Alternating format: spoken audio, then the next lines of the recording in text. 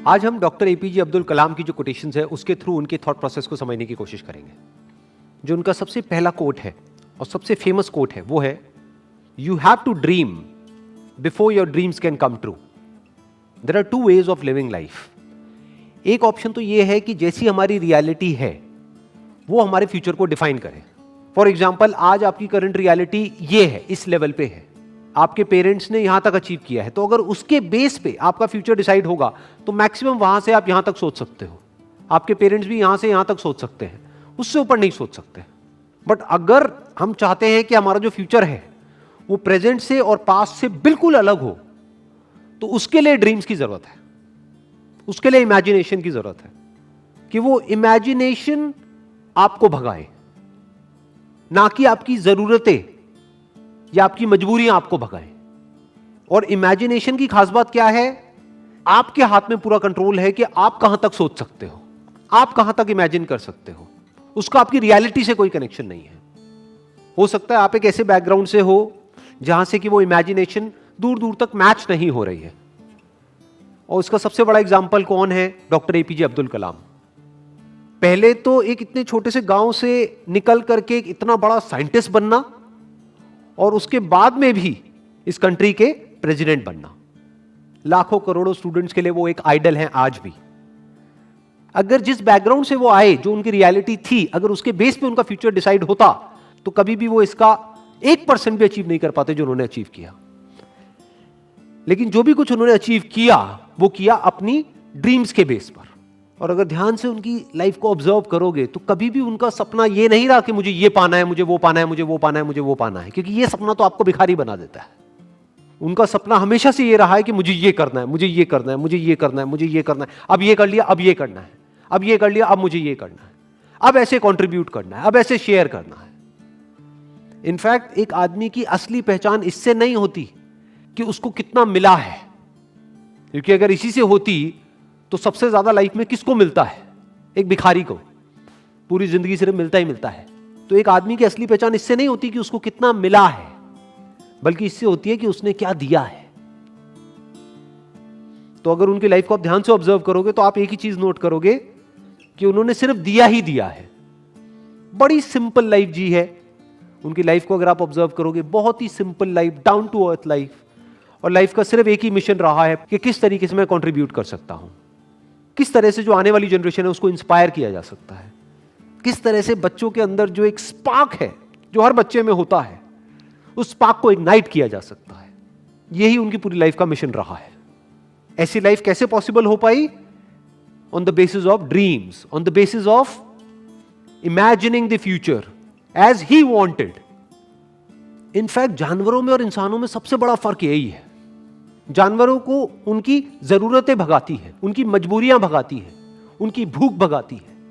But इंसान होने का असली मतलब यह है कि आपको आपकी जरूरतें ना भगाएं, बल्कि आपकी सोच भगाए, बल्कि आपकी ड्रीम्स भगाए, बल्कि आपकी इमेजिनेशन भगाए।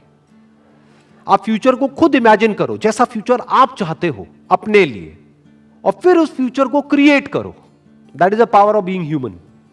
इसीलिए कहा जा रहा है you have to dream before your dreams can come true. तो मैंने अपने अलग अलग सेशंस में कई बार ये बात बोली है, लेकिन ये बात इतनी इंपॉर्टेंट है कि एक बार और बोलनी बनती है यहां पर।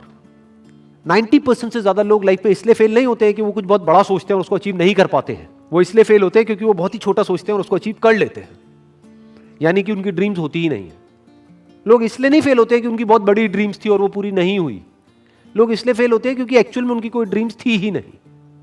Next quote is, man needs his difficulties because they are necessary to enjoy success. इस कोटेशन की जो डेप्थ है वो वही समझ सकता है जिसने एक्चुअल में बहुत बड़ी सक्सेस लाइफ में अचीव करी हो और जिसने बहुत बड़े बड़े फेलियर्स भी देखे हो। बिल्कुल इसी तरीके से यहां पर क्या कहा जा रहा है कि पानी की इंपॉर्टेंस सिर्फ वो आदमी समझ सकता है जो कभी प्यास से तड़पा हो। खाने की इंपॉर्टेंस वो आदमी समझ सकता है जिसने भूख देखी हो, जिसको बचपन से ही 56 भोग मिला है, जितनी उसकी भूख थी उससे बहुत ज्यादा मिला है। क्या उसके लिए खाने की कोई वैल्यू है? बट जो आदमी 2 दिन से भूखा है उसको आप कुछ रूखा सूखा भी दोगे तो उसकी क्या वैल्यू है उसके लिए, वो सिर्फ वही आदमी जानता है। ऐसे ही सक्सेस का मतलब सिर्फ वो आदमी समझ सकता है जिसको सक्सेस मुश्किल से मिली हो, जिसके बाप ने कुछ किया और करके एक लेवल तक पहुंचा और उस बच्चे को ले जा करके कुर्सी दे दी और वहां पर बिठा दिया। वो कभी नहीं समझ सकता कि सक्सेस का मतलब क्या है। इनफैक्ट सक्सेस को वही आदमी डीपली इंजॉय कर पाएगा और ज्यादा टाइम तक इंजॉय कर पाएगा जिसको वो सक्सेस बहुत ही मुश्किल से मिली हो, जो उसके लिए बहुत तड़पा हो। इसको आप इस तरीके से कह सकते हो कि एसी का मजा एक्चुअल में किसको आ सकता है? जिसने गर्मी को फील किया हो, जिसने गर्मी को एक्सपीरियंस किया हो। जैसे मुझे अपने एक बचपन की एक बात याद है, when I was I think around 8 to 10 years old, तो हमारे घर में पंखे होते थे। तो हमारे एक रिलेटिव होते थे, उनके घर में एसी लगा था। उस वक्त एसी बहुत कम घरों में होता था, आज तो कॉमन हो गया है। मुझे अभी भी एग्जैक्ट याद है वो फीलिंग, जब मैं उनके घर जाता था तो वो जो एसी वाला कमरा था, जैसे ही उसका गेट खोलता था और वो हवा पड़ती थी, ये अंदर थोड़ी देर के लिए बैठने को मिल जाता था, तो क्या फीलिंग आती थी वो मैं ही जानता हूं। That was like heaven on earth. जबकि देखा जाए तो क्या है कि एसी तो है। अब ये फीलिंग क्या कभी उस बच्चे को मिली होगी जो पैदा ही एसी में हुआ? तो मुश्किलों से डरो मत, मुश्किलों को अपना दुश्मन मत समझो।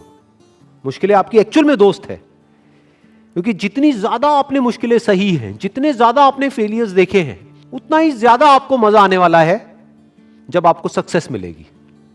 Next quote is, it is very easy to defeat someone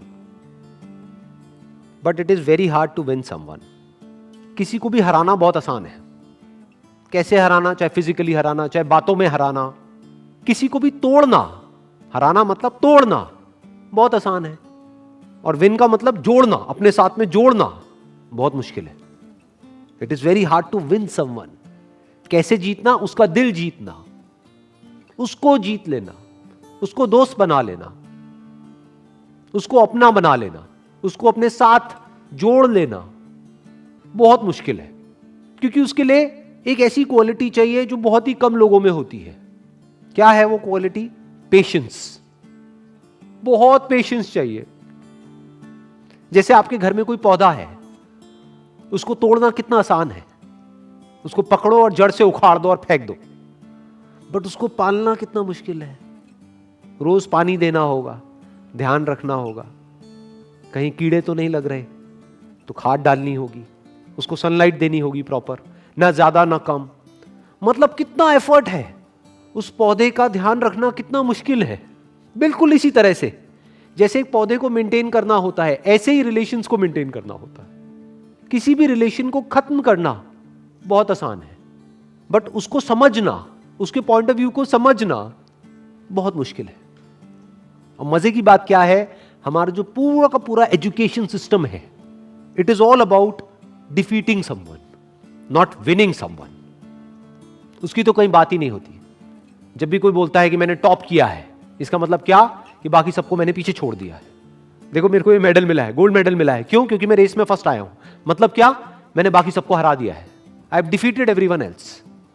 तो हमारी जो ट्रेनिंग हो रही है बचपन से ही, कंडीशनिंग हो रही है, जिस तरह का एटमोस्फेयर है चारों तरफ, जिस तरह का हमारा एजुकेशन सिस्टम है, जिस तरह की घर पे बातें होती हैं, जिस तरह के कंपैरिजंस होते हैं, यहां तक कि भाई बहन को भी नहीं बख्शा जाता है, आपस में लड़वा देते हैं कि देख तेरी बहन कितनी अच्छी है पढ़ाई में, तू कितना गया गुजरा है, तू कितना निकम्मा है। तो ये क्या किया जा रहा है? कंपटीशन करवाया जा रहा है और एक दूसरे को पीछे छोड़ने की कोशिश करी जा रही है। चारों तरफ किसी दूसरे को हराने के बारे में सोचा जा रहा होता है। तो ये तो हमारी रग रग में दौड़ रहा है। किसी को तोड़ने के लिए जो चाहिए वो तो हमारी रग रग में दौड़ रहा है। तो सवाल ये उठता है कि किसी को जोड़ने के लिए, किसी से जुड़ने के लिए और किसी को अपने साथ जोड़ने के लिए, किसी को अपना बनाने के लिए क्या क्वालिटीज हमारे अंदर होनी चाहिए, वो समझना पड़ेगा और वो अपने अंदर डेवलप करना पड़ेगा। उसके अंदर सबसे बड़ी क्वालिटी होनी चाहिए पेशेंस। दूसरी होनी चाहिए केयरिंग एटीट्यूड, कि ये नहीं कि आप पूरी तरह से सेल्फिश हो जाओ, अपने बारे में सोच रहे हो। सामने वाले की केयर करनी होगी, सामने वाले की जो फीलिंग्स है उसकी केयर करनी होगी। अगर दूसरे वे में देखा जाए तो एक तरफ से क्या हो रहा है, जब आपने किसी को हराया तो जिंदगी भर के लिए आपको एक दुश्मन मिल गया, क्योंकि अब वो मौका ढूंढेगा आपको हराने का, और आज नहीं तो कल आपको हराएगा। वो किसी भी तरीके से आपको हराएगा। तो आपको क्या मिला? किसी को हरा करके एक जीत मिली छोटी सी, लेकिन जिंदगी भर के लिए एक दुश्मन मिल गया। दूसरी तरफ से अगर किसी को हमने अपना बना लिया, तो अगर हम किसी वजह से हार भी गए on a temporary basis because of some reason, तो वो हार बहुत छोटी है उसके आगे जो एक्चुअल में हमको मिला है। क्या मिला है? जिंदगी भर के लिए एक दोस्त मिल गया है। और दोस्त अगर एक्चुअल में दोस्त हो, वो नहीं जो सिर्फ मतलब के लिए होते हैं, दोस्ती अगर असली दोस्ती हो तो उसकी वैल्यू पैसे में आंकी नहीं जा सकती है, या ये कह लो उसकी कोई वैल्यू ही नहीं है। That is priceless. देखो ध्यान से समझो क्या हुआ कि जब भी आप किसी को हराते हो तो याद रखना, आपको लग रहा है कि आपने उस एक को हराया है तो मेरा एक ही दुश्मन बना। अरे आपका एक दुश्मन नहीं बना है, उसके सारे दोस्त भी तो आपके दुश्मन बन गए। तो अब आपका एक दुश्मन नहीं है। अगर इस आदमी के 1000 दोस्त हैं तो अब आपके 1001 दुश्मन है। दूसरी तरफ से अगर आपने किसी को अपना बना लिया है या एक दोस्त बनाया है, तो यह मत समझो आपने एक दोस्त बनाया है। अगर इस आदमी के 1000 दोस्त हैं तो अब आपका एक दोस्त नहीं है, अब आपके 1001 दोस्त हैं। इसको दूसरे वे में भी बोला जा सकता है कि जिसकी आदत बन जाती है दूसरों को जीतने की, तो पूरी दुनिया उसकी दोस्त बन जाती है। और दूसरी तरफ से जिसकी आदत है सिर्फ दूसरों को नीचे गिरा करके खुद ऊपर उठने की, या दूसरों को हरा करके खुद जीतने की, उसकी पूरी की पूरी दुनिया ही दुश्मन है। आज नहीं तो कल उसको ये समझ आ जाएगा, पूरी दुनिया उसके अगेंस्ट हो जाएगी। और इस तरफ से अगर किसी के अंदर ये क्वालिटी है तो पूरी दुनिया उसके साथ में आकर के खड़ी हो जाएगी। और इसमें सबसे बड़ा एग्जाम्पल है वो जहां से कि ये कोटेशन आ रही है, यानी कि डॉक्टर एपीजे अब्दुल कलाम। चाहे कोई भी आदमी हो, किसी भी रिलीजन का हो, किसी भी कंट्री का हो, सब उनकी रिस्पेक्ट करते हैं। ऐसा कैसे हो पा रहा है? इसका मतलब यह है कि उन्होंने सबका दिल जीत लिया है, सबको अपना बना लिया है।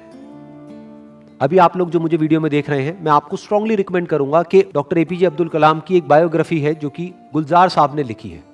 वैसे मैंने अपने पहले भी एक वीडियो में रिकमेंड करी थी, लेकिन अभी तक आपने अगर नहीं सुनी है तो I strongly recommend you all कि एक बार जाकर के आप उसको सुनो, तो उससे आप और अच्छे से समझ पाओगे डॉक्टर कलाम को और उनकी विजन को और उनके मिशन को। Wish you all the very best. Thank you so much.